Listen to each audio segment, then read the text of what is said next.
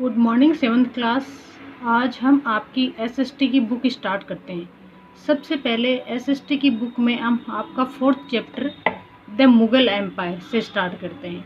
Mughal empire, empire means साम्राज्य, कि India में जो 15th सेंचुरी है उस टाइम मुग़ल्स जो रूलर है वो इंडिया आए थे।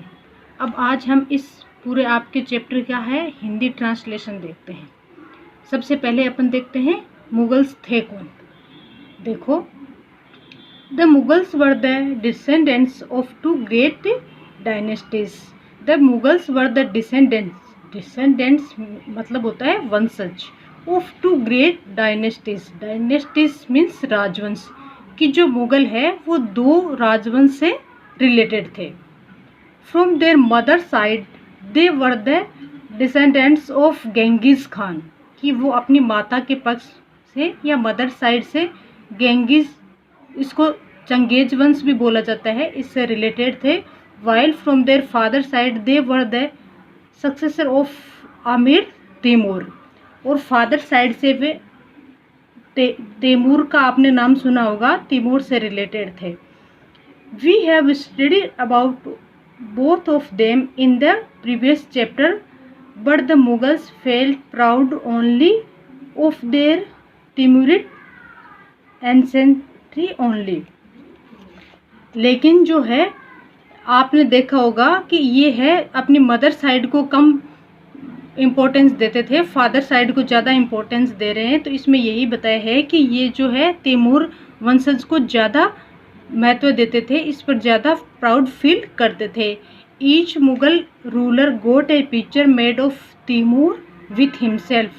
जो each Mughal ruler got a picture made of Timur with himself, कि जितने भी जो मुग़ल रूलर हुए हैं सब ने तैमूर के साथ अपना पिक्चर बनवाया है। अभी देखो ये मिनिएचर दे रखा है, इसमें बीच में तैमूर है और ये सारे बाकी इधर दोनों तरफ बैठे हैं वो मुग़ल रूलर्स हैं।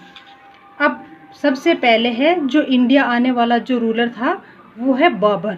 अब बाबर है वो कौन से किस से रिलेटेड था, इसके फादर साइड में कौन था और मदर साइड में कौन है, ये सारा देखो आपकी बुक में बता रखा है।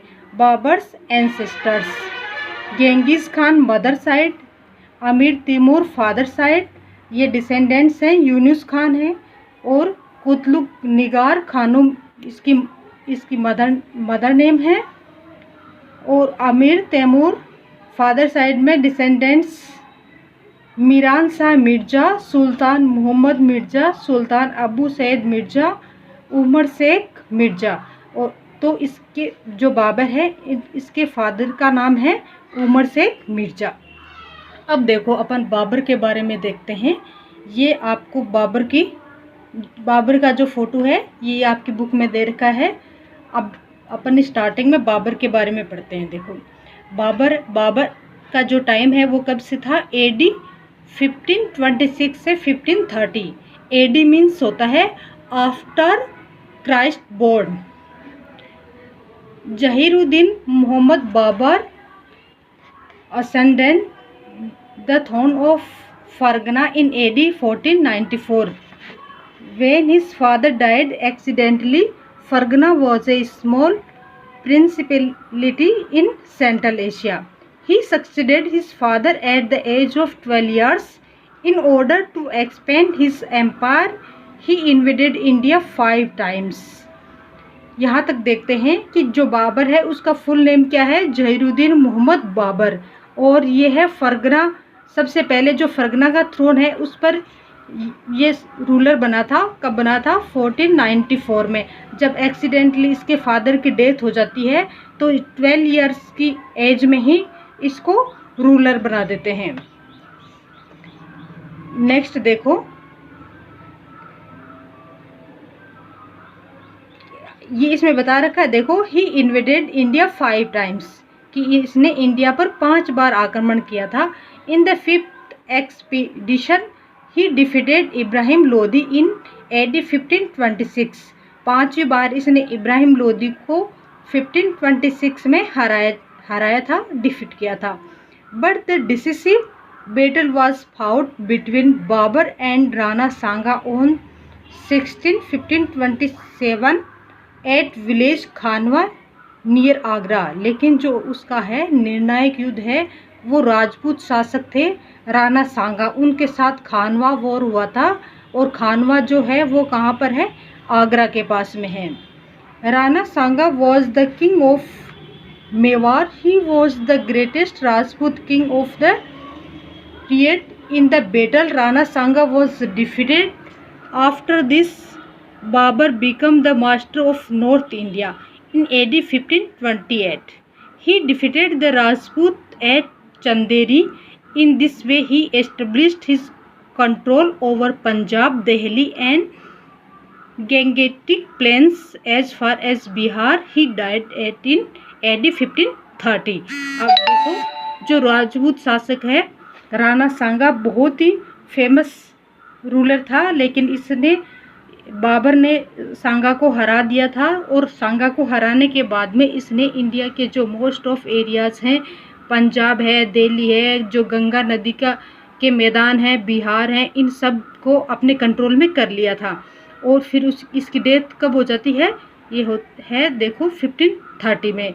Babar was not only a brilliant military general but also a poet and a writer with an excellent style in Turkish. जो बाबर है वो एक सेनापति नहीं था, बल्कि देखो वो एक राइटर भी था, एक पोएट भी था, और वो उसकी लिखने की जो स्टाइल है, शैली है, वो क्या थी, तुर्की भाषा में लिखता था। He wrote his autobiography Tuzuk Baburi और Baburnama in his mother tongue Turkish. Babur ने अपनी ऑटोबायोग्राफी लिखी थी, उसका नाम है तुजू के बाबरी और बाबरनामा, और इसने अपनी मदर की जो टंग है, मातृभाषा है तुर्किश, यानी तुर्की भाषा में इसने लिखी थी। नेक्स्ट है बाबर का जो बेटा है उसका नाम है हुमायूं। अब हुमायूं का टाइम है वो कब से कब का था, 1530 से 1556। Babur's eldest son Humayun became the king after his death and according to the will of his father he gave each of his brothers a province. अब देखो हुमायूं एक उदार शासक था। इसके अपने शासक बनने के बाद में अपना जो साम्राज्य है, अपना जो एम्पायर है, वो अपने भाइयों में बांट दिया था। भाइयों को अलग अलग प्रोविंस इसने दे दिए थे। Humayun succeeded in conquering the provinces of Gujarat and Malwa but he was defeated by Sher Shah Suri eight जोसा इन AD 1539 and Kannauj in AD 1540. After these defeats, the Mughal Empire in India temporarily ended. Humayun had to spend nearly 15 years in exile. Exile का मतलब होता है देश निकाला। In Iran, Persia Iran की बीच में देखो हुमायूं है वो चौसा के युद्ध में है शेर शाह सूरी से, और कन्नौज के युद्ध में शेर शाह सूरी से हार जाता है। तो बीच में शेर शाह सूरी है वो इंडिया में रूल करता है, और जो हुमायूं है इसको कुछ दिनों के लिए 15 ईयर्स के लिए है वो पर्सिया भेज दिया जाता है। पर्सिया है वो ईरान में है, वहाँ पर हुमायूं चला जाता है। Sher Shah successor were weak and inefficient. Humayun saw this as an opportunity to regain the throne of Delhi in Iran. Humayun received help from the Safavid Khan of Persia, Iran. In AD 1555, he recaptured Delhi and Agra, but the very next years he died as a result of a failing from the stairs of his library. अब जो है शेर शाह सूरी है वो इतना अच्छा ruler नहीं था, वो कमज़ोर था। इस बात का फ़ायदा उठाया था हुमायूं ने, और हुमायूं ने एक बार फिर इस पर आक्रमण किया 1555 में, और वापस से इसने दिल्ली और आगरा उससे रिकैप्चर कर लिया था, वापस जीत लिया था। लेकिन अगले ही साल क्या हुआ, हुमायूं की डेथ हो गई थी। उसकी खुद की लाइब्रेरी बनाई हुई थी, उस लाइब्रेरी की सीढ़ियों से गिरते हुए इसकी हुमायूं की डेथ हो जाती है। Humayun was an able soldier but a poor general. He lacked political wisdom and military foresight. He also suffered from indecisiveness. His political calculations were short-sighted and defective.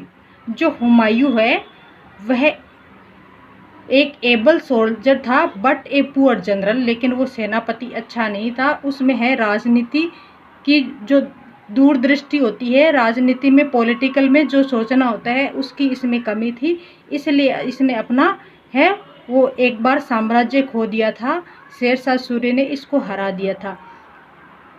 Okay students, कल हम अकबर के बारे में पढ़ेंगे। आज आप लोग इसको एक बार वापस से पढ़कर देखना। Thank you.